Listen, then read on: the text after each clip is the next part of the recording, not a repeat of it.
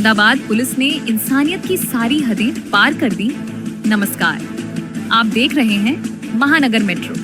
क्या एक प्रज्ञा चक्षु यानी दृष्टिबाधित व्यापारी को पुलिस स्टेशन के अंदर बेरहमी से पीटा गया? क्या मदद की उम्मीद लेकर पहुंचे एक दिव्यांग नागरिक को न्याय की जगह अपमान और अत्याचार मिला, या फिर ये पूरा मामला कुछ और है? अहमदाबाद से सामने आई ये घटना अब पूरे गुजरात में चर्चा का विषय बन चुकी है। मामला गुजरात यूनिवर्सिटी पुलिस स्टेशन का है, जहां एक दृष्टिबाधित व्यापारी ने गंभीर आरोप लगाए हैं। व्यापारी का दावा है कि पुलिस स्टेशन में मौजूद एक महिला पीएसआई ने उसे लात, घूंसों, थप्पड़ों और डंडे से पीटा।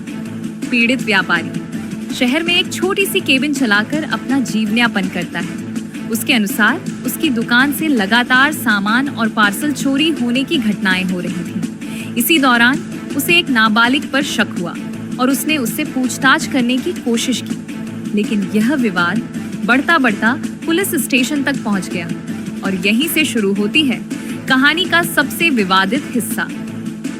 व्यापारी का आरोप है कि पुलिस स्टेशन के अंदर उसके साथ अपराधी जैसा व्यवहार किया गया, उसे अपमानित किया गया, धमकाया गया और शारीरिक रूप से प्रताड़ित किया गया।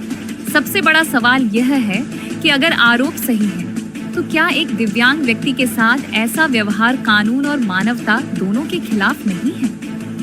हालांकि दूसरी तरफ गुजरात यूनिवर्सिटी पुलिस स्टेशन के अधिकारियों ने इन सभी आरोपों को पूरी तरह खारिज कर दिया है। पुलिस का कहना है कि किसी भी प्रकार की मारपीट नहीं हुई और मामले को बढ़ा चढ़ाकर पेश किया जा रहा है। अब सवाल ये है कि सच कौन बोल रहा है, दिव्यांग व्यापारी या फिर पुलिस प्रशासन?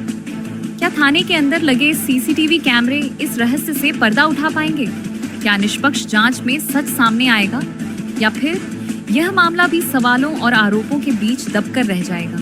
फिलहाल पूरे मामले की निष्पक्ष जांच की मांग उठ रही है और लोगों की नजरें प्रशासन की अगली कार्रवाई पर टिकी हुई है। इस मामले से जुड़ी हर बड़ी अपडेट और सच्चाई सबसे पहले जानने के लिए जुड़े रहिए महानगर मेट्रो के साथ। वीडियो पसंद आया हो तो लाइक करें, शेयर करें और चैनल महानगर मेट्रो को सब्सक्राइब करना बिल्कुल न भूलें। अगले वीडियो में फिर मिलेंगे, तब तक के लिए धन्यवाद और नमस्कार। जी बिल्कुल, हूँ छेल्ला 4.5 વર્ષથી આ વ્યક્તિના શોષણમાં એણે આમ આદમી પાર્ટીના પ્રમુખ તરીકે પદ હતું અને એણે એવું કીધું હતું તમને સારું પદ અપાવીશ, તમારા ઘરવાળાને નોકરી સારી અપાવીશ, એવી લાલચ આપીને તેમને અમારી સાથે દુષ્કર્મ કર્યું અને વારંવાર 4 વર્ષથી વારંવાર એણે મારો વિડીયો બનાવી એમના ફેમિલીમાં એમના દીકરી, દીકરા અને એમની પત્ની ચારેવ સાથે મળીને મારો વિડીયો બનાવ્યો, મને દારૂ પીવડાવ્યો જબરજસ્તી અને નગ્ન વિડીયો બનાવીને મને બતાવીને મને ધમકાવી કે હવે તું કોઈને પણ કહીશ તો અમે તારો વિડીયો વાયરલ કરી દઈશું, તારા પતિને બતાવી દઈશું અને હું જ્યાં બોલાવું જ્યારે બોલાવું ત્યાં ત્યારે આવવું પડશે, નહીંતર હું તારો વિડીયો વાયરલ કરી દઈશ। તો તેવી રીતે 4 વર્ષથી એ અને એનો દીકરો બંને જણા મારી સાથે દુષ્કર્મ કર્યું હતું।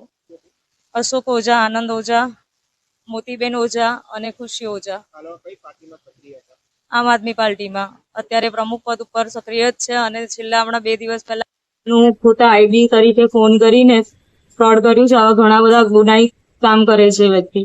4-4.5 વર્ષથી આ માણસ મને આવી રીતે બ્લેકમેલ કરતો હતો। મારી પાસેથી 20 લાખ રૂપિયા પણ લીધા મકાન અપાવવાના બહાને અને 20 લાખ પણ પડાવી લીધા અને આવો વિડીયો બનાવીને મારી સાથે વારંવાર આવી રીતે દુષ્કર્મ કરતો હતો।